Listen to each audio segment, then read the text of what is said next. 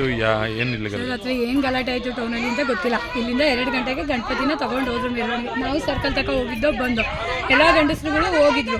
ನಮಗೆ 8 ಕಾಲಲ್ಲಿ ಗಲಾಟೆ ಆಗೈತೆ ಅಂತ ಫೋನ್ ಬಂತು. ನಾನು ಫೋನ್ ಮಾಡಿದೆ ನಮ್ಮ ಹಸ್ಬೆಂಡ್ಗೆ, ಬನ್ನಿ ಎಲ್ಲಿದ್ದೀರಾ ಅಂತ. ಬರ್ತೀನಿ, ನಾನು ಸೇಫ್ ಆಗಿದ್ದೀನಿ, ಬರ್ತೀನಿ ಅಂತ. ಅವ್ರು ಬಂದು ಊಟ ಮಾಡಿ ಮಲಗಿದ್ರು. 1 ಗಂಟೆ ರಾತ್ರಿಯಲ್ಲಿ ಪೊಲೀಸರು ಕರೆಂಟ್ ಎಲ್ಲ ತೆಗ್ದು, ಸರ್ ಏರಿಯಾದಲ್ಲಿ ಎಲ್ಲೂ ಕರೆಂಟ್ ಇಲ್ಲ, ಎಲ್ಲ ಕರೆಂಟ್ ತೆಗ್ದು 1 ಗಂಟೆ ರಾತ್ರಿಯಲ್ಲಿ ಎಲ್ಲರ ಮನೆ ಡೋರ್ ಬಗ್ದು, ಈ ಮನೆಯಲ್ಲಿ ಯಾವ ಗಂಡಸರಿಲ್ಲ, 6 ಡೋರ್ ಮುರಿದಾಕವ್ರೆ. ಆ ಮನೇಲಿ ಕೆಟ್ಟ ಮಾತಲ್ಲಿ ಬೈದು ಅವ್ರ ಮನೇಲಿ ಡೋರ್ ಮುರಿದಾಕಿ ಹೋಗಿದ್ದಾರೆ. ಇನ್ನೊಬ್ರು ಮನೇಲಿ ಡೋರ್ ಮುರಿದಾಕಿ ನಮ್ಮ ಮನೇಲಿ ರೂಮಲ್ಲಿ ಮಲಗಿದವ್ರನ್ನ ಕರ್ಕೊಂಡು ಹೋಗೋರೆ ಸರ್.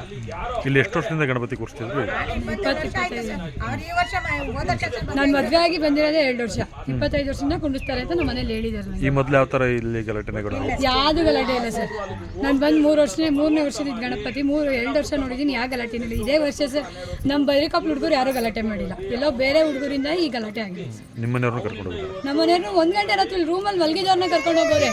ನಾನು ಕೇಳಿದ್ವಿ 1 ಗಂಟೆ ರಾತ್ರಿ ಕರೆಂಟ್ ಇಲ್ಲ, ಇಷ್ಟೊಂದಲ್ಲಿ ಕರ್ಕೊಂಡು ಹೋಗ್ತೀರಾ, ಬೆಳಗ್ಗೆ ಬನ್ನಿ ನಾವೇ ತಪ್ಪಿರೋ ಕಳಿಸ್ತೀವಿ ಅಂದರೆ, ಇಲ್ಲ ಅಮ್ಮ ಅರ್ಧ ಗಂಟೆಲಿ ಕಳಿಸ್ತೀವಿ, CC ಕ್ಯಾಮ್ರಾ ನೋಡಿ ಅಂದವರು. ಇವತ್ತವರೆಗೂ ನ್ಯೂಸ್ ಇಲ್ಲ ಸರ್. ಇಷ್ಟೊಂದು 1 ಗಂಟೆ, ಈಗ ಎಷ್ಟು ಗಂಟೆಗೆ ಸರ್? 8 ಗಂಟೆ, 9 ಅವರ್ ಆಯ್ತು ಅವ್ರು ಹೋಗಿ.